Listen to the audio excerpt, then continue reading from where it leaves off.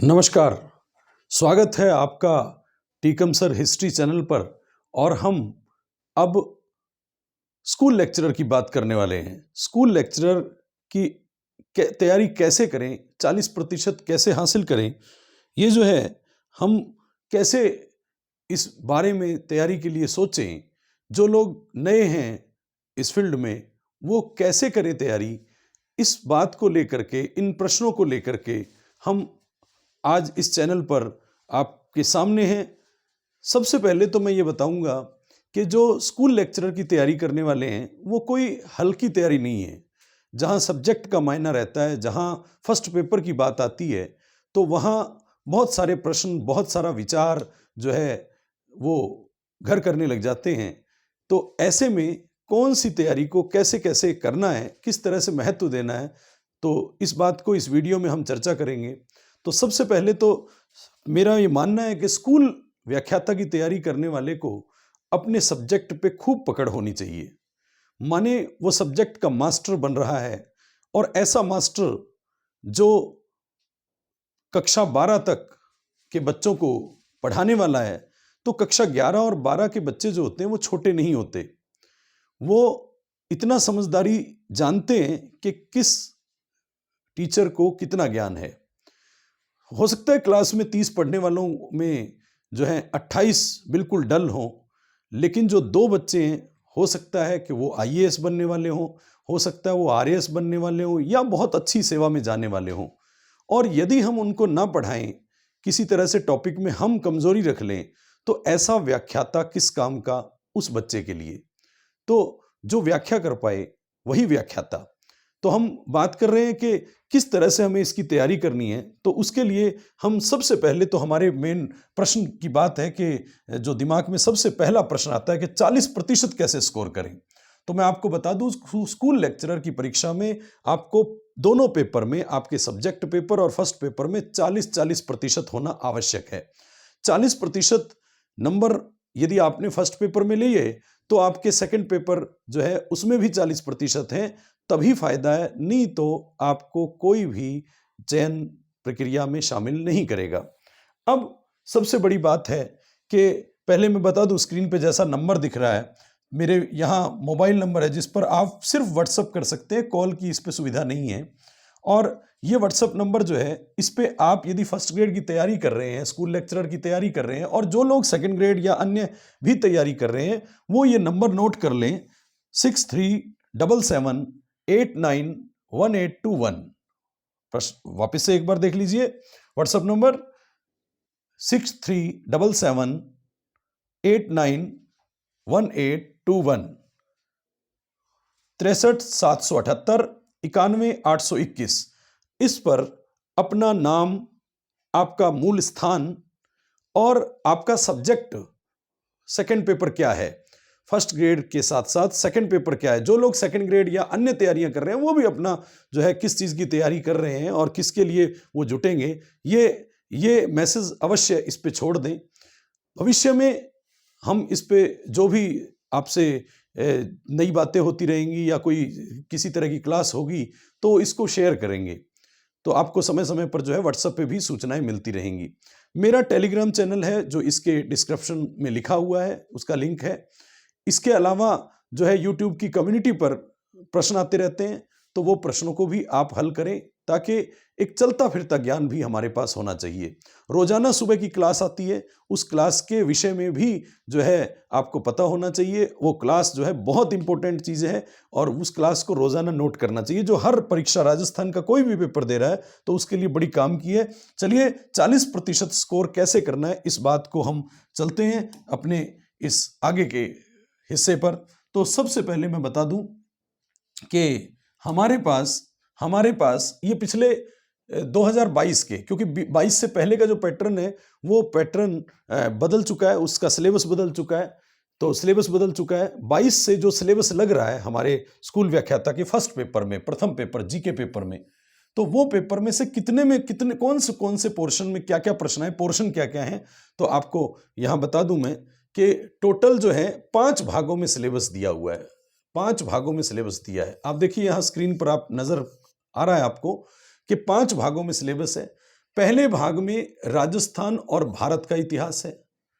पहले भाग में राजस्थान का इतिहास, कला, संस्कृति और भारत का इतिहास, राष्ट्रीय आंदोलन है।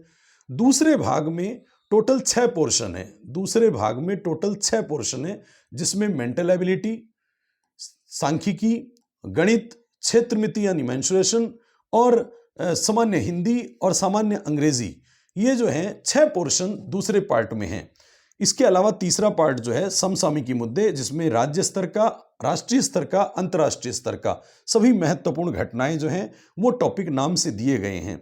इसके अलावा चौथे पोर्शन में 3 भाग हैं। चौथे पोर्शन में 3 भाग हैं, जिसमें सामान्य विज्ञान यानी विज्ञान है, राजनीति है और भूगोल है राजस्थान का। इसके अलावा जो है, इसके अलावा अच्छा, राजनीति राजस्थान की नहीं है, भारतीय राजनीति है।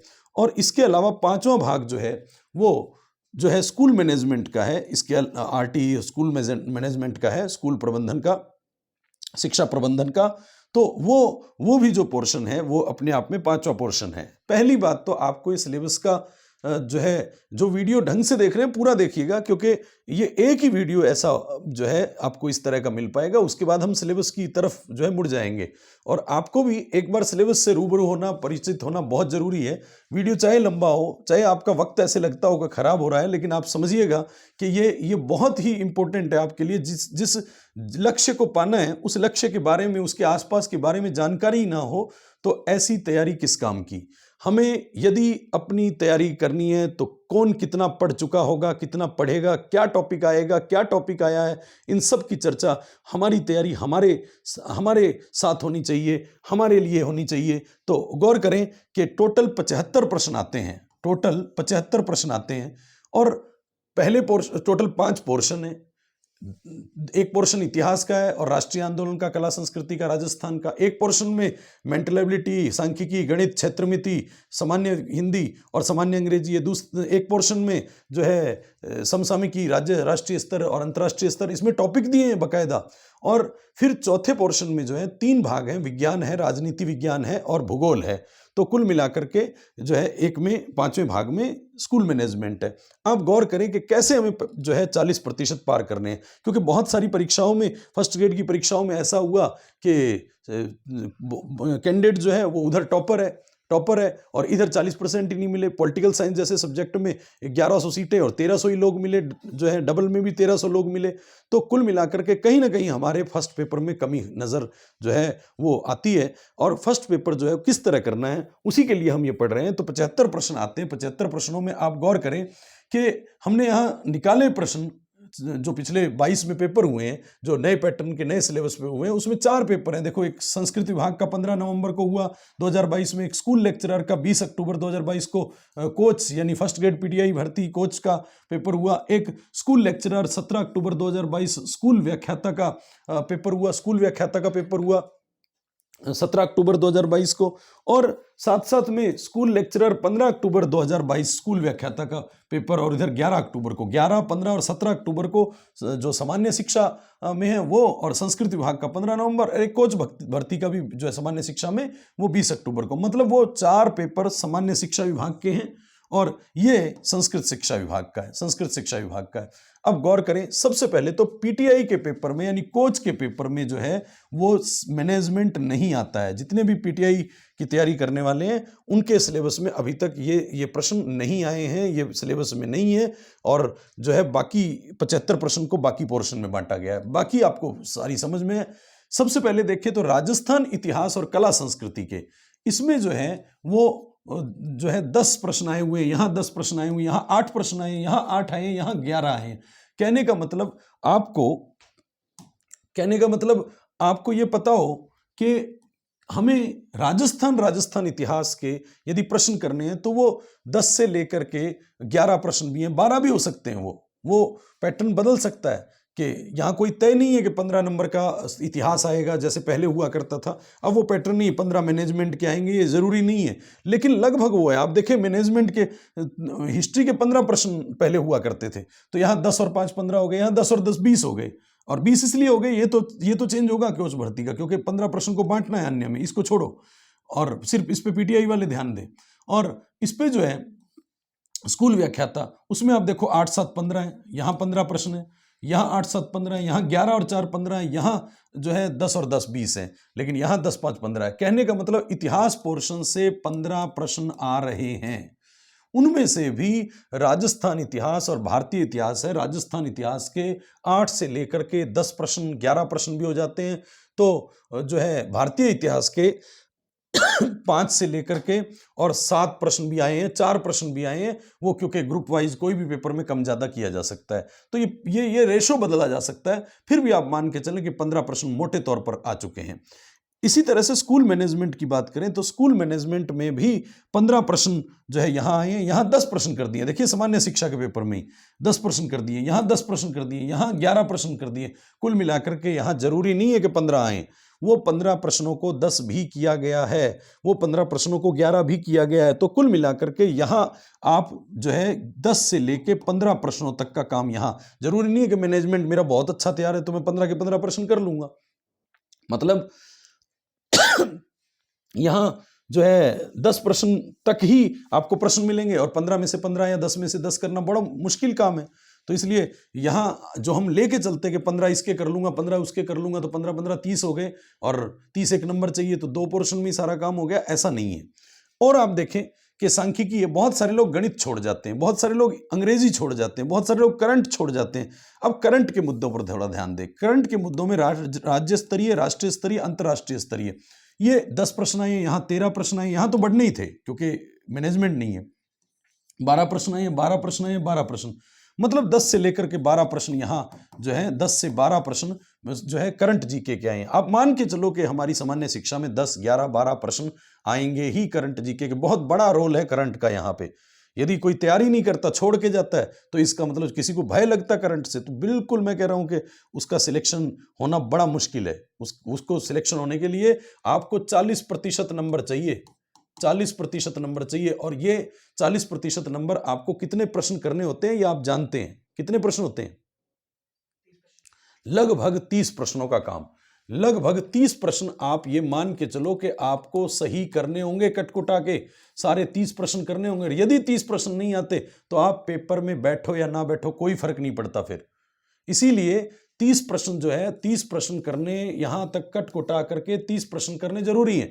वैसे तो 30 प्रश्न 15 हिस्ट्री और मैनेजमेंट मिला लें तो लगभग 30 प्रश्नों तक पहुंच जाते हैं, और करंट जीके मिला लें तो 40 तक पहुंच जाते हैं। तो 40 में से 30 हो सकते हैं, लेकिन क्योंकि अभी ऐसा सब नहीं है, क्योंकि मिला जुला है 75 में से हमें जो है अधिकतम, मैंने कहा कि यहां यदि आप 40 से 45 या 45 से 50 तक का टारगेट बना लेते हैं तो फर्स्ट पेपर में आप लीड रखेंगे, माने आपका सब्जेक्ट पेपर बहुत अच्छा होगा। और एक खास बात यहां काम की बात सुनने वाली है, गलती से भी फर्स्ट पेपर आपको देने के बाद, क्योंकि अगले दिन या उससे अगले दिन 2 दिन बाद आपका सेकंड पेपर होता है, और यदि आपने उस दिन ये फर्स्ट पेपर दिया और गलती से आपका फर्स्ट पेपर जो है, आपको ये पता लग गया कि मेरे 30 नंबर 40% नंबर नहीं बन रहे, तो आप श्योर है कि आप दूसरे पेपर में जल्दबाजी करोगे, पेपर में जाओगे नहीं, बैठोगे नहीं, क्योंकि आपको पहले से पता है, या फिर पूरे कॉन्फिडेंस के साथ नहीं करोगे, जो आता होगा वो भूल जाएगा। इसलिए फर्स्ट पेपर का यहाँ मायना बहुत है। फर्स्ट पेपर ही तय करेगा आपका कॉन्फिडेंस, और वो कॉन्फिडेंस सेकंड पेपर में नजर आएगा। यदि जिसके 45 से 50 प्रश्न सही हुए, 45 से 50 नंबर नहीं है, 45 से 50 प्रश्न हैं, 45 से 50 प्रश्न है, और ये इतने प्रश्न सही हुए, तो फिर आप मान के चलो कि आपको सामने दूसरे पेपर में कॉन्फिडेंस इतना होगा कि आप कभी भी अपना मनोबल गिरने ही नहीं देंगे, स्वयं ही ये सेल्फ मोटिवेशन करेगा अपने आप ही। तो इसलिए बहुत ध्यान रखिए कि आपको 45 से 50 प्रश्नों तक पहुंचना है। तो मैं तो कहता हूं 75 में से 50 प्रश्न जो है वो करने चाहिए, 50 प्रश्नों तक आना चाहिए। अब गौर करें कैसे 50 प्रश्नों तक पहुंचे। आप देखें, इंग्लिश और हिंदी के 5-5 प्रश्न तय हैं, वो हर जगह 5-5 आए हैं। इन तीनों चारों को, मेंटल एबिलिटी के 2 ही प्रश्न आए हैं, कुछ लोग मेंटल एबिलिटी में महीनों खर्च कर देते हैं। अब देखो 2 प्रश्न आए हैं, 2 प्रश्न आए हैं, 3 प्रश्न है, 3 प्रश्न, यानी 3 और 2 ही प्रश्न है, 3 और 2 ही प्रश्न है मेंटल एबिलिटी के। सांख्यिकी के 2 प्रश्न है, 2 प्रश्न है, सब जगह आए हुए हैं, तो ज्यादा से ज्यादा 3 कर सकते हैं, कभी 2 कर देंगे, 3 कर देंगे। गणित के प्रश्नों की संख्या देखें तो 3-3 या 2-2 आई है इसकी भी। अक्सर लोग इन सबको गणित मान लेते हैं। मैं कह रहा हूं कि गणित न मानिए, इसका अलग है। इस सिर्फ प्रश्न देखने से वो प्रश्न कठिन नहीं हो जाता। श्योर है कि आपको यहां से भी कुछ नंबर कबाड़ने पड़ेंगे। हिंदी और अंग्रेजी 5-5 यानी 10 प्रश्न आने वाले हैं, तो 10 प्रश्नों में से भी आपको कुछ नंबर लेना पड़ेगा। भूगोल, राजनीति, सामान्य विज्ञान, ये जो है ऐसे प्रश्न है कि यहाँ 3-3, 4-4। आप देखें भूगोल का बड़ा रोल है यहाँ, राजस्थान के भूगोल का ये बड़ा रोल है। तो आप देखें कि राजस्थान का भूगोल जो है यहाँ 8 प्रश्न आए हुए हैं, यहाँ 12 प्रश्न आए, यहाँ तो ज्यादा आने ही थे, यहाँ 8 प्रश्न आए, 8 प्रश्न आए, 9 प्रश्न, यानी 8-9 प्रश्न राजस्थान भूगोल के हैं। 8 से 9 प्रश्न राजस्थान भूगोल के हैं, 8 से 9 प्रश्न राजस्थान भूगोल के हैं। 10 से 15 प्रश्न मैनेजमेंट के हैं। राजनीति विज्ञान के देखें तो 4 प्रश्न है, 6 प्रश्न आ गए, यहाँ पे 5 आ गए, 5 आ गए, 5 आ गए, माने 5 एक प्रश्न, 4-5 प्रश्न आपको मिलने ही है। तय है कि आप एक तो राजस्थान हिस्ट्री और भारतीय इतिहास पे बहुत गौर करें, स्कूल मैनेजमेंट पे 5वें हिस्से पे बहुत गौर करें, मतलब इसको आपको ज्यादा पढ़ना ही है। यदि दिन में आप इसको पढ़ रहे हैं तो ये हर दिन पढ़ा जाना चाहिए, ये स्कूल मैनेजमेंट हर दिन पढ़ा जाना चाहिए, क्योंकि ये आपका साथ देगा। 15 और 10 25, यानी 25 से लेके 30 तक, 15-15 30, यदि 10 आते हैं तो 25 से 30 नंबर तक, 25 से 30 नंबर तक इतिहास राजस्थान और भारत का, और जो है स्कूल मैनेजमेंट, ये दोनों टॉपिक आपको करने जरूरी हैं। इनकी संख्या बढ़ भी सकती है प्रश्नों की, क्योंकि अब कोई दायरा नहीं है 75 में से कितने प्रश्न आएंगे। तो 25 से 30 प्रश्न, मैं कह रहा हूं कि आप अधिकतम 30 मान लीजिए और 25 मान लीजिए, तो आपको यहाँ पे राजस्थान इतिहास और भारतीय इतिहास के मैंने प्रश्न देखे हैं कि लगभग इस स्तर के प्रश्न है कि यदि आप टॉपिक बहुत अच्छे से कर लेते हैं तो इनमें 15 में से आप लगभग 11 प्रश्न, 10 प्रश्न सही कर सकते हैं, कट कुटा करके 10 प्रश्न सही कर सकते हैं। इसके बाद गौर करें, यहां 10 प्रश्न सही कर सकते हैं। इसके बाद स्कूल मैनेजमेंट है, यदि 10 प्रश्न आते हैं या 15 प्रश्न आते हैं तो हम 15 को लेके चलते हैं, अधिकतम को लेके चलते हैं, तो 15 प्रश्न आते हैं तो आप यहां से भी 10-11 प्रश्न कट कुटा के बिल्कुल सही कर सकते हैं। यदि 2 प्रश्न गलत भी कर देंगे तो भी आपका यहां कवर हो जाएगा। तो 10 प्रश्न यहां सही कर सकते हैं, 10 प्रश्न यहां सही कर सकते हैं। राजस्थान का भूगोल, जो लोग राजस्थान की तैयारियां करते रहे हैं उनको यहां से राजस्थान के भूगोल से लगभग 6 प्रश्न करने की पूरी कटकुटा के 6 प्रश्न रह जाएंगे, या 5 भी रह जाएं तो भी चलेगा काम। मैं यहां कम कर देता हूं, 5 कर देता हूं, तो ये 5 प्रश्न यहां से आ जाएंगे। तो 10 प्रश्न आपके हो गए हिस्ट्री से, 10 प्रश्न स्कूल मैनेजमेंट से, और 5 प्रश्न राजस्थान के भूगोल के, जो बिल्कुल सरल होंगे, ऐसा नहीं है कि वो हार्ड होगा ज्यादा। विज्ञान के अंदर आप देखो 3 या 4 या 5 प्रश्न आ रहे हैं, तो आपके यहां 2 प्रश्न ऐसे होंगे, यदि आपने 9वीं 10वीं की किताबें पढ़ ली हैं तो फिर 2 प्रश्न होने के पूरे चांस रहेंगे कि कट कुटा के आपके 2 प्रश्न बच सकते हैं। राजनीति विज्ञान, जैसे कि पिछले फर्स्ट ग्रेड के पेपर्स में, सब पेपर्स में राजनीति विज्ञान आई है, तो उसको कठिन जरूर बनाया गया है, लेकिन आजकल कठिन का मतलब, राजनीति विज्ञान का मतलब यही हो गया कि आप मान लीजिए लोक सेवा आयोग पढ़ रहे हैं और आप एक संघ लोक सेवा आयोग पढ़ रहे हैं, एक राष्ट्रपति पढ़ रहे हैं, एक न्यायपालिका पढ़ रहे हैं, तो आपको पता होना चाहिए कि दोनों में कॉम्बिनेशन जो है, कोई न्यायाधीश इधर राष्ट्रपति रहा हो, राष्ट्रपति न्यायाधीश रहा हो, या कोई अन्य मुख्यमंत्री रहा हो, तो आजकल ऐसे कॉम्बिनेशन, या फिर कुछ नए मुद्दों पर बात होती है संविधान के, या फिर इतना भी पूछ लिया है, प्रस्तावना की बात हुई है, संविधान की विशेषताएं दी हुई हैं, तो वहां से एक सामान्य प्रश्न तो होगा ही 1-2। तो इसलिए यहां भी हम राजनीति विज्ञान में भी हम मान के चलेंगे कट कुटा करके 2 प्रश्न हमारे यहां सही हो जाते हैं, 2 प्रश्न यहां सही हो जाते हैं। करंट की बात मैं करूं तो करंट में यदि आप किसी भी वार्षिक अंक को पढ़ेंगे तो उस वार्षिक अंक को, जब पेपर का समय होगा तो उस समय वार्षिक अंक को पढ़ें। वैसे आप रेगुलर अपना जो है किसी भी चीज से पढ़ते रहें, क्रोनोलॉजी पढ़ते रहें, या फिर आप जो भी वार्षिक अंक पढ़ते हैं किसी का भी, या फिर सुजस जो है, सुजस है उसका बुलेटिन पढ़ते हैं, या सुजस का ऐप आपने डाउनलोड कर रखा है, फ्री सेवा है सरकार की तरफ से, तो वो आप यदि डाउनलोड कर लेते हैं और उसमें रेगुलर पढ़ते हैं तो कुछ और नोट करते हैं कुछ ना कुछ, तो फिर एक सामान्य ज्ञान सा हो जाता है। बस घटनाओं को रोज पढ़ते रहो, याद मत करो। जिस दिन पेपर होगा उस दिन करंट जीके की बुक से जो है कोई भी वार्षिक अंक से आप पढ़ेंगे तो लगभग जो है आर्थिक समीक्षा, बजट वगैरह, उन सब से मिलाकर के आपके यहाँ से 6 से 7 प्रश्न और 8 प्रश्न तक भी सही हो सकते हैं। हम यहाँ 7 प्रश्न लेके चलते हैं कि 7 प्रश्न तक आदमी कवर कर सकता है, जिस तरह से हमारा सिलेबस दिया हुआ है। हिंदी में, हिंदी आसान नहीं होती, बहुत सारे लोग गलत कराते हैं, तो मैंने कहा गलत की बजाय जो जो आपको आता हो सही सही 2-2 प्रश्न भी आप यदि उठा लेते हैं तो हिंदी इंग्लिश में 4 प्रश्न हो गए, 4 प्रश्न हो गए।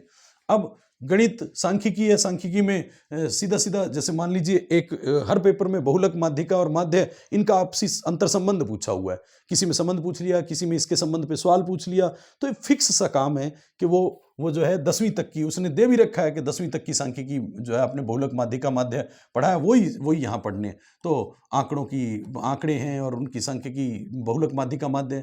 गणित के अंदर सारे लोग हाथ नहीं मार सकते, तो मैं कह रहा हूँ कि गणित क्षेत्रमिति है, इसमें सवाल का सूत्र है और आपको एक बेसिक गणित आनी चाहिए कि प्रतिशत आता हो, अनुपात समानुपात आता हो, लाभ हानि आता हो, माने प्रतिशत निकालना और ये सब निकालना और फिर गुणा भाग अपनी जो है समीकरणें सॉल्व करना, पक्षांतर करना, ये सब यदि बेसिक नॉलेज है तो आप गणित में भी कर सकते हैं। यदि नहीं है तो आप यदि प्रयास करें गणित में तो पहले पहले ही करें। पेपर वाले दिन पहले हमने मान लो महीने तक गणित चलाई, रीजनिंग चलाई और उसके बाद पेपर वाले दिन जैसे हमने सीधा पेपर में बैठे, उसके आसपास जब हम पेपर में पढ़ना शुरू किया तब इतना समय नहीं होता कि गणित को टाइम दिया जाए, क्योंकि आपका सब्जेक्ट पेपर 2-3 दिन बाद होता है, तो सब्जेक्ट की भी उतनी वैल्यू होती है। तो मैं ये नहीं कह रहा कि गणित को छोड़िए, क्षेत्रमिति को छोड़िए, लेकिन आप क्षेत्रमिति के साथ पंगा लीजिए, गणित के साथ पंगा लीजिए, आप सीखिए उसको। 2-2, 3-3 प्रश्न जो आ रहे हैं उसमें से एक एक प्रश्न भी सही हो गया। आप देखो मेंटल एबिलिटी के 2 प्रश्न आ रहे हैं, आप मान के चलो एक रक्त संबंध पे आ जाता है कई बार कि उसका रिश्ता क्या है, दिशा पे आ जाता है, तो बिल्कुल सरल भी आता है, उसमें संख्या श्रेणी का आ जाता है। तो एक एक प्रश्न यदि यहां से भी हम सही करना शुरू कर दें तो ये 4 प्रश्न हो जाते हैं। तो 4 प्रश्न ये हो गए। आप गौर करें कि ये सारी बात हमारी हो गई भूगोल का, करंट जीके का, इतिहास का और स्कूल मैनेजमेंट का बड़ा इंपॉर्टेंट काम है। चलो जोड़ते हैं इसको कि 10, 20, 5, 25, 2, 27, 2, 29, 7, 35, 2, 37 और 2, 39 और 4, 43, 43 हो गए क्या? 44 हो गए लगभग। तो 10, 20, 5, 25 और 2, 27, 2, 29, 29 और 7, 36, 2, 38, 38, 2, 40 और 4, 44। तो 44 प्रश्न तक हम पहुंच सकते हैं। मैंने आपको कहा हमने यहाँ पे एक एक प्रश्न माना है, एक एक प्रश्न माना है। हम करंट जीके की 7 की बात कर रहे हैं, तो आपको मैं बता दूं कि करंट जीके का जो सिलेबस है उसमें साफ साफ दे रखा है करंट जीके के सिलेबस में कि भारत और राजस्थान की गणना 2011। तो यदि यही गणना जो ये हमने करनी है तो इसमें से 2-2 प्रश्न आए हुए हैं, तो ये फिक्स है, नहीं तो एक तो आएगा ही। समसामयिकी योजनाएं और भारत और राजस्थान के विशेष संदर्भ में जितनी योजनाएं हैं करंट में जो चल रही हैं, भारत की भी और राजस्थान की भी, लगभग आप ये मान के चलो 15-15 योजनाएं हैं, 30 योजनाएं, उस 30 योजनाओं में से पक्का आएगा। फिर भी उसने दे रखा है कि महिला सशक्तिकरण योजनाएं और भारत और राजस्थान के संदर्भ में, माने महिला सशक्तिकरण की योजना तो अवश्य पढ़नी है आपको। उन्हीं 15-15, 30 योजनाओं में एक टॉपिक और होता है महिला सशक्तिकरण योजना। कौशल विकास योजनाएं, ये भी उसी 15 योजनाओं में, कौशल विकास स्किल से संबंधित। नवीकरण ऊर्जा संसाधन और भारत में उनकी संभावनाएं, माने एक जनगणना टॉपिक हुआ, एक योजना का टॉपिक हुआ, एक योजना का टॉपिक हुआ कि आप योजनाएं 15-17 निकाल लें। नहीं आई तो कोई बात नहीं, छोड़िए उसको। लेकिन ऐसा नहीं होता है जो करंट में चल रही है योजना, फ्लैगशिप योजनाएं भारत सरकार की हो चाहे यहाँ, तो वो योजनाएं आ जाती। नवीकरण ऊर्जा संसाधन और भारत में उसकी संभावनाएं, यहां से एक प्रश्न तय है कि वो चाहे भूगोल में जाके पूछ ले और चाहे वो यहां पूछ ले, तो इसलिए ये भी बहुत इंपॉर्टेंट है। राजस्थान की स्वास्थ्य और स्वच्छता योजनाएं, तो मैंने कहा वो योजनाओं में ही आएगा स्वच्छता योजनाएं।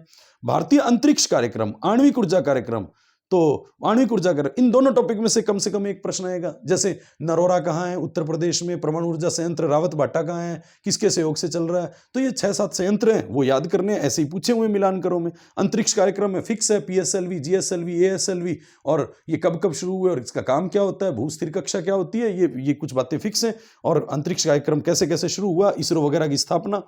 भारत और विश्व की प्रमुख घटनाएं, महत्वपूर्ण घटनाएं, तो मैंने कहा ये करंट जीके से जुड़ा रहेगा। आप पेपर के टाइम जब महत्वपूर्ण घटनाएं पढ़े तो उसमें आता है अंतर्राष्ट्रीय घटनाएं, अंतर्राष्ट्रीय घटनाएं आता है, राज्य की घटनाएं आता है, राष्ट्रीय घटनाएं आता है, तो वहां से भी जो है एक प्रश्न। अब यही प्रश्न हाल ही में भारत में चर्चित व्यक्ति और स्थान, तो उस समय जो चर्चित व्यक्ति, अलग अलग पोर्शन आते हैं करंट जीके में, चर्चित व्यक्तियों का अलग आता है, चर्चित स्थान का अलग आता है, तो कोई युद्धाभ्यास हुआ या कोई विशेष जगह हो गई तो वो पूछा जाता है। भारत की समकालीन विज्ञान और प्रौद्योगिकी घटनाएं, यदि कोई करंट जीके जैसे कोरोना कोरोना काल में के बाद ये प्रश्न जो पूछे हुए हैं, इनमें कोरोना के टीके पूछे हुए हैं, कोरोना से संबंधित पूछे हुए हैं। तो आप गौर करें कि इस समय जो चल रहा है, कोई वायरस है, कोई रोग है या किसी प्रकार का, तो वो यहाँ पूछा जा सकता है। कोई प्रौद्योगिकी, कोई टेक्नोलॉजी में नया कुछ आ गया है, कोई मोबाइल आ गया है, कोई गेम आ गया है, कोई कंप्यूटर से संबंधित कुछ नया हो गया है, तो वो सब यहाँ काम का है।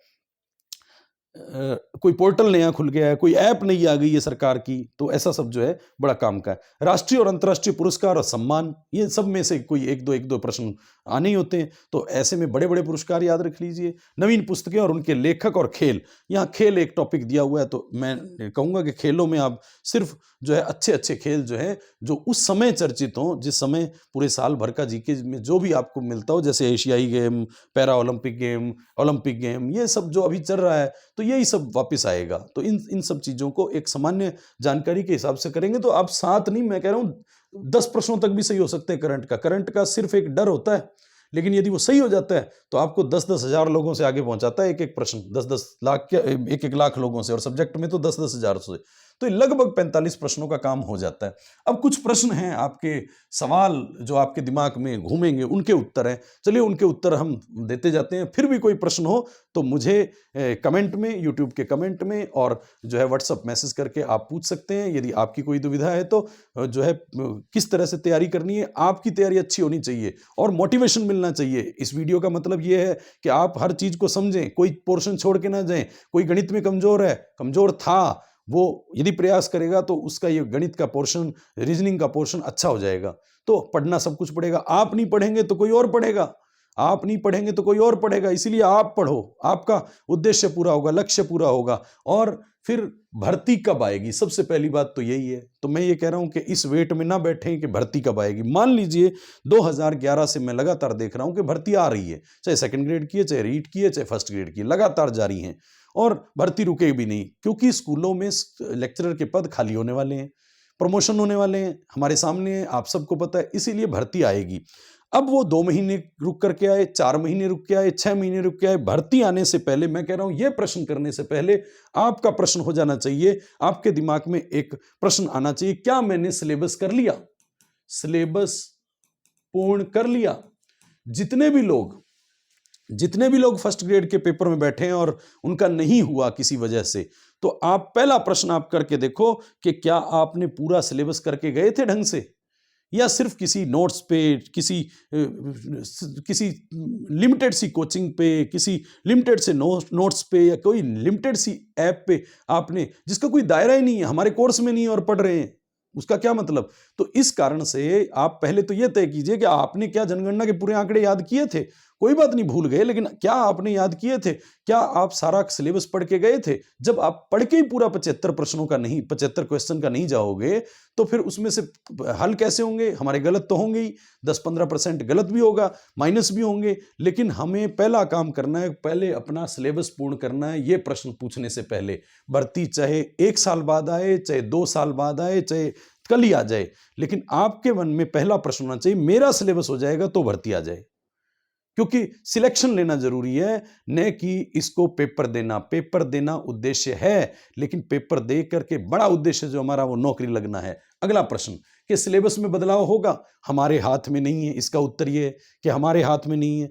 कि आज मान लीजिए कोई चीज नहीं जुड़ गई, हट गई, तो उससे कोई फर्क नहीं पड़ता, क्योंकि आपका कोई सिलेबस का दायरा नहीं है। मान लीजिए राजस्थान का इतिहास है, 10 राजा दिए हुए हैं, 7 राजा दिए हुए हैं सिलेबस में, 6 राजा, तो आप उसको, ऐसे नहीं है कि चंद्रसेन दिया हुआ है तो मालदेव नहीं पढ़ेंगे, आपको पढ़ना पड़ेगा। मालदेव का बेटा चंद्रसेन था, थोड़ी बहुत मालदेव की जानकारी रखनी पड़ेगी, आसपास की जानकारी होनी पड़ेगी। पूछा गया है कि सांगा के बाद अगला उत्तराधिकारी कौन था, तो रतन सिंह था। राज सिंह हमारे सिलेबस में, सांगा हमारे सिलेबस में है, तो उससे पूछ लिया कि अगला राजा कौन रहा उसके बाद, उसका उत्तराधिकारी, तो रतन सिंह उत्तराधिकारी था। तो रतन सिंह तो हमारे सिलेबस में नहीं है, लेकिन सांगा तो है। इसी तरह से मेवाड़ के राणा राज सिंह जो है, उसके पिता का नाम पूछ लिया, यानी जगत सिंह के बाद अगला उत्तराधिकारी कौन था, तो राज सिंह था। हमारे सिलेबस में राज सिंह है, जगत सिंह नहीं है, लेकिन उससे जुड़ी हुई आसपास की बातें आपको पढ़नी पड़ती हैं। इसलिए कहीं भी ये जरूरी नहीं है कि क्या जो है किस तरह से जो है इसमें से आएगा, या फिर सिलेबस में क्या बदलाव होगा। जब बदलाव होगा, मान लीजिए जनगणना 2011 की है, तो वहां जनगणना नहीं आ जाएगी, यदि होगी तो। पशुगणना यदि पुरानी है तो नहीं आ जाएगी, बस इतना ही बदलाव होने वाला। कुछ योजनाएं हैं पुरानी सरकार की थी, अब नई सरकार की आ जाएंगी, उसमें लिखा जाएगा कि तो इतने से ज़्यादा और कोई बदलाव होने वाला नहीं है। इतिहास में कुछ नया बदलाव नहीं है। भारतीय इतिहास में यदि मान लीजिए महाराणा प्रताप पहले मुगल काल इस बार लगा हुआ है, हो सकता है हट जाए, बस इतना सा फर्क होगा, मौर्य काल लग जाए, या भारतीय इतिहास का कोई सिलेबस कम नहीं होगा, ज़्यादा ही होगा। इसीलिए सिलेबस में बदलाव की भी ना सोचें, आप तैयारी शुरू कर दें, रेगुलर तैयारी शुरू कर दें। कट ऑफ क्या रहेगी, बहुत सारे लोग तैयारी करने से पहले यही जो है प्रश्न दिमाग में लेके चलते हैं कि कट ऑफ क्या रहेगी। तो मैं आपको बता दूं, कट ऑफ का कोई दायरा नहीं है। कट ऑफ हमारे हाथ में नहीं है, सोचने से नहीं है, किसी कोचिंग के, किसी ऐप से, किसी यूट्यूब चैनल वाले के कट ऑफ निर्धारण करने से निर्धारण नहीं होती है। बहुत बार ऐसा हुआ है कि कट ऑफ क्या रहेगी, कट ऑफ तो ये है कि 40% ले लो, बस सीटें खाली गई हैं, पंजाबी की सीटें खाली गई हैं, 15 में से 4 ही लोग लगे, 11 सीटें खाली गई, तो उसकी कट ऑफ तो 40% ही रही बस। पॉलिटिकल साइंस में आप गौर करें कि 1100 डबल में 1300 ही लोग मिले, तो इसका मतलब 1100 सीटों में से 1100 सीटों के लिए 1300 लोग मिले, तो कट ऑफ उतनी ही गई जितनी जानी चाहिए थी, मतलब जितनों का सिलेक्शन था उतना कट ऑफ गई। माने आपको सिलेक्शन के लिए पेपर बहुत सरल आ गया तो 70% भी जा सकती है, पेपर बहुत हार्ड आ गया तो हो सकता है 40% भी ना बने, फिर कट ऑफ की बात ही ना करें, खाली रह जाती हैं। तो जहां खाली रहेगी वहां तो कट ऑफ की बात ही ना करो। इसीलिए कट ऑफ जो है कितनी रहेगी, इसका भी ये प्रश्न, ये सिर्फ समय को खराब करने वाले प्रश्न हैं जो हमारे हाथ में नहीं है। समय को खराब करने वाले प्रश्न हैं जो हमारे हाथ में नहीं है, जिसको हम फालतू पूछ रहे हैं, जिस पे काम नहीं कर रहे, और हमारा काम होना चाहिए कि उस पे काम करना। कट ऑफ कितनी रहेगी, आप कट ऑफ 75 के 75 सही कर लो, आपकी कट ऑफ बढ़ गई। आप ज्यादा से ज्यादा सही कर लो, उसकी कट ऑफ बढ़ गई। तो कट ऑफ निर्धारित नहीं होती पिछले पेपर की क्या थी, अब की क्या है। कट ऑफ का मतलब यही है कि आप 40% से ऊपर की तैयारी रखो हमेशा, चाहे पेपर हार्ड आ जाए, चाहे सरल आ जाए, आपके किसी भी हालत में, चाहे आपकी कोई बीमारी हो, चाहे आप उस दिन बीमार हो जाओ, चाहे पेपर में आपको कोई तनाव हो जाए किसी तरह का, किसी भी हालत में आपका पेपर 40% से कम होना ही नहीं चाहिए। नहीं तो अगले पेपर में बैठने का और उसको हल करने का कोई भी जो है यहाँ किसी भी प्रकार का रोमांच खत्म हो जाएगा। फिर उसके बाद अगला प्रश्न है, चौथा प्रश्न, के कम से कम कितने प्रश्न हल करें। फिर वही बात हो गई कि कट ऑफ कितनी रहेगी। जितने प्रश्न आते हों उतने हल करें, सीधी सी बात है। यदि आते ही नहीं है और मैं कह दूं कि 60-75 में से 60-65 तो हल करने ही पड़ेंगे, आपको आ ही 20 रहे हैं, 20 ही प्रश्न आ रहे हैं, तो पहली बात तो पूरी तैयारी करोगे तो ही पता लगेगा कि गणित पढ़ी ही नहीं है और उसके प्रश्न आएंगे ही नहीं, तो फिर कैसे होगा। इंग्लिश पढ़ी ही नहीं है तो आएंगे कैसे, उसके कैसे। तो कुल मिलाकर के इसका कोई मतलब नहीं है इन प्रश्नों का। आप अपनी तैयारी पूरे सब्जेक्ट जितने भी हैं सिलेबस में टॉपिक हैं उनकी तैयारी करो, और उनकी तैयारी तो कम से कम उतने प्रश्न करने हैं जितने आते हों, और ज़्यादा से ज़्यादा भी उतने प्रश्न करने हैं जितने आते हों। या फिर कोई एक डाउट में होता है तो बस 1-2 का रिस्क लिया जा सकता है, नहीं तो माइनस मार्क ही ज़्यादा होते हैं, इसलिए इसका भी कोई अर्थ नहीं है। फर्स्ट और सेकंड पेपर, अच्छा एक प्रश्न यहाँ ये भी खास बात है कि इस पेपर की एक खास बात है कि कुछ पोर्शन जैसे गणित का है, रीजनिंग का है, सांख्यिकी का है, या फिर इंग्लिश का है, हिंदी का है, तो यदि ऐसे सब्जेक्ट आपके तैयार रहते हैं तो आपको एक मिनिमम पता लग जाता है कि मेरा सही है। बहुत सारे हिस्ट्री में सरल आएंगे, भारतीय इतिहास में सरल आएंगे, लेकिन उनमें सही क्या है गलत क्या है ये पेपर में बैठे बैठे निर्धारण नहीं हो सकता सबसे, क्योंकि किसी का सब्जेक्ट क्या है, किसी का सब्जेक्ट क्या है। लेकिन गणित में, गणित है, रीजनिंग है, वहां बैठ करके अनुमान लगाया जा सकता है कि मेरे इतने तो लगभग सही होंगे, उसमें 1-2 कोई फर्क होता है। तो इसलिए यहाँ फर्स्ट और सेकंड पेपर का महत्व, मैंने आपको बताया कि फर्स्ट पेपर का महत्व इतना है सेकंड से भी ज़्यादा, और सेकंड का महत्व आपके फर्स्ट आपको सेकंड के दायरे में लाता है और सेकंड आपको ऊंचा ले जाता है। सब्जेक्ट आपका पकड़ इतनी अच्छी होनी चाहिए कि आपकी मास्टरी हो, कम से कम 11वीं 12वीं को पढ़ाना है तो उससे जुड़ा हुआ ज्ञान आपका विस्तृत होना चाहिए, बिना किताब के आपको सारा कुछ आना चाहिए, और बिना किताब कोई टॉपिक शुरू करे उसकी 5-7 बातें आपको कंठस्थ होनी चाहिए, चलता फिरता ज्ञान होना चाहिए। यदि ऐसा नहीं है तो फिर वो मास्टरी नहीं है। वो इसलिए कोशिश करें कि रटंत विद्या से बचें और जो है अपने आप को इस तरह से तैयार करें, क्योंकि अभी वैकेंसी आनी है और आप लोग ऐसा कर सकते हैं, पहले सोच सकते हैं। तो फर्स्ट पेपर आपका 40% होगा तो ही सेकंड चेक होगा, इसीलिए फर्स्ट पेपर अपने आप में महत्वपूर्ण है और सेकंड आपको सब्जेक्ट में आगे ले जाता है। सब्जेक्ट में कोई टॉपिक पढ़ते हैं तो श्योर है कि उसमें से आएगा ही, फर्स्ट पेपर का दायरा नहीं है कोई, लेकिन 40% कम से कम लेने जरूरी। कौन सी बुक्स पढ़ें, एक तो जिन बुक्स को जाकर पढ़ाना है 11वीं और 12वीं की, वो आरबीएससी की भी पढ़ें और एनसीईआरटी की भी पढ़ें। और इसके अलावा मार्केट की बुक से इतना ज़्यादा रुझान ना रखें, क्योंकि मार्केट की बुक में सारा कचरा इकट्ठा कर दिया जाता है। वही बुक छप करके वही पटवारी के पेपर में वही सिर्फ ऊपर का कवर चेंज होता है बस। और हम भी चेक करते वक्त ये नहीं देखते, मैंने असिस्टेंट प्रोफेसर के पेपर में देखा कि 3 सभ्यताएं दे रखी थी, निम्बाहेड़ा और जो है निम्बाहेड़ा बागौर वगैरह ये सभ्यताएं दे रखी थी, 3 सभ्यताएं। वो बहुत सारी किताबों में उसका मैटर ही नहीं था और किताब छप करके आ गई। तो आप बताओ कि इसमें हम दोष किसको दें? लास्ट दोषी आप ही होंगे। इसीलिए कोई किताब सिलेक्शन हुआ तो सब कहेंगे कि हम इस कोचिंग से, इस टीचर से, इस किताब से पढ़े थे। आपकी बात सुनेगा कोई? नहीं हुआ तो फिर चाहे कितना भी धुरंधर, कितना भी अच्छा मैटर पढ़ लो, आपका इसका मतलब कोई महत्व, कोई बात नहीं सुनी जाएगी। इसलिए आप 11वीं 12वीं की किताबें पढ़ें और फिर जिस भी बुक पे आपका विश्वास है वो बुक पढ़ें, न कि किसी के कहने पर। आप बुक को देखें, अच्छे से रीड करें। हर बुक में लगभग 70-80% वही होता है, 20-30% तैयारी खुद करनी पड़ती है। लगभग 70-80% वही होता है जो घूम फिर के, किसी में 70% होगा, किसी में 80%, कोई प्रश्न किसी में नहीं है, कोई प्रश्न किसी में नहीं है, लेकिन सारा कुछ सारों में नहीं होता कि सारा पेपर आ जाए उसमें से। तो इस कारण से वो तैयारी अपने आप को खुद को करनी होती है, क्योंकि जिस दिन विज्ञप्ति आती है बुक्स तो तैयार होती है उस दिन। इस कारण से हाँ, वो एक मार्केट है और उससे बचना चाहिए। तो इसलिए कोई भी बुक जो आपको ठीक लगती हो वो फॉलो करनी चाहिए। किस सब्जेक्ट को छोड़ें? तो कोई सब्जेक्ट नहीं छोड़ना चाहिए पेपर से पहले, जब अब विज्ञप्ति नहीं आई है और आप गणित छोड़ के चल रहे हैं, अभी से सोच लिया कि गणित छोड़ दें। क्यों छोड़ दें? क्या पता वहां बहुत सरल आता हो, क्या पता आपने हिस्ट्री तैयार की, मैनेजमेंट तैयार किया, उसी में टफ पूछ ले और पेपर 15 में से आपके 5-5 भी ना बने या माइनस होने लग जाएं।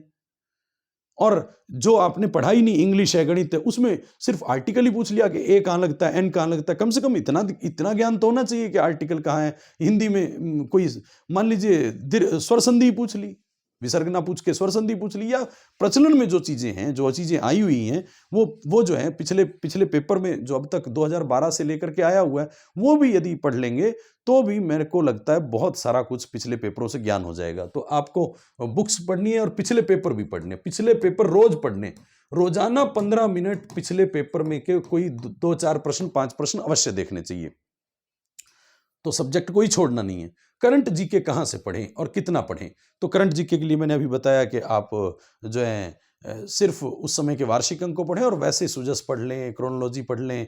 तो ये लगातार जो आप पढ़ रहे हैं वो आप पढ़ते रहें और रोचकता से पढ़ें। करंट जीके की एक विशेषता है कि इसको आप यदि खूब पढ़ते हैं तो ये धीरे धीरे आत्मसात हो जाता है। नहीं पढ़ते छोड़ दें, आपको बड़ा कठिन लगने लग जाता है, इसमें याद रखने का भी मुश्किल हो जाता है। तो आप रेगुलर इसकी तैयारी करें, 5-7-10 मिनट अखबार पढ़ें और जो है कोई क्लासें देखें। तो इस तरह से ये 10 मिनट 15 मिनट अवश्य लगाएं, सुजस से रोजाना देखें, बुलेटिन सुन लें, तो ये थोड़ा बहुत ज्ञान रहता है। फिर उसके बाद किस टॉपिक से कितने प्रश्न आएंगे वो अभी मैंने बता ही दिया। 10वां प्रश्न है कि दिन में कितने घंटे पढ़ें और क्या पढ़ें। एक तो पहली बात, दिन में उतने घंटे पढ़ें जितना आपसे पढ़ा जाता हो, दिमाग चलता हो। कई बार हम लगातार 6-6 घंटे 7-7 घंटे पढ़ रहे हैं, क्या फर्क पड़ता है उससे? क्योंकि यहाँ कोई दायरा नहीं है। सब्जेक्ट 12 सब्जेक्ट हैं, आरएस प्री जैसा पेपर है, ये सबसे नहीं निकलता है। तो आप उसमें दायरा फिक्स करें। मुझे एक तो सब्जेक्टों की संख्या, मान लीजिए यदि 12 सब्जेक्ट की बात कर रहा हूँ, करंट जी के रोज पढ़ना चाहिए, जैसे मैनेजमेंट रोज पढ़ना चाहिए, हिस्ट्री रोज पढ़ना चाहिए क्योंकि उसका मैटर ज़्यादा आ रहा है। राजस्थान की ज्योग्राफी बहुत पढ़नी चाहिए। आप राजस्थान की ज्योग्राफी पढ़ रहे हो, मान लीजिए 3 सब्जेक्ट 4 सब्जेक्ट आप रोज चलाइए, लेकिन आपके बाकी 6-7 सब्जेक्ट तो पढ़े ही नहीं जा रहे। तो उसके लिए आप ऐसा कीजिए कि पुराने पेपर उठाइए। साइंस है, साइंस का एक चैप्टर उठाइए, रोज आदत डाल लीजिए कि मुझे 15 मिनट साइंस पढ़नी है, आधा घंटा साइंस पढ़नी है और लगातार रोजाना पढ़िए उसको। एक चैप्टर को आप तय कर लीजिए कि मैं साइंस का एक चैप्टर 7 दिन तक लगातार पढ़ूं।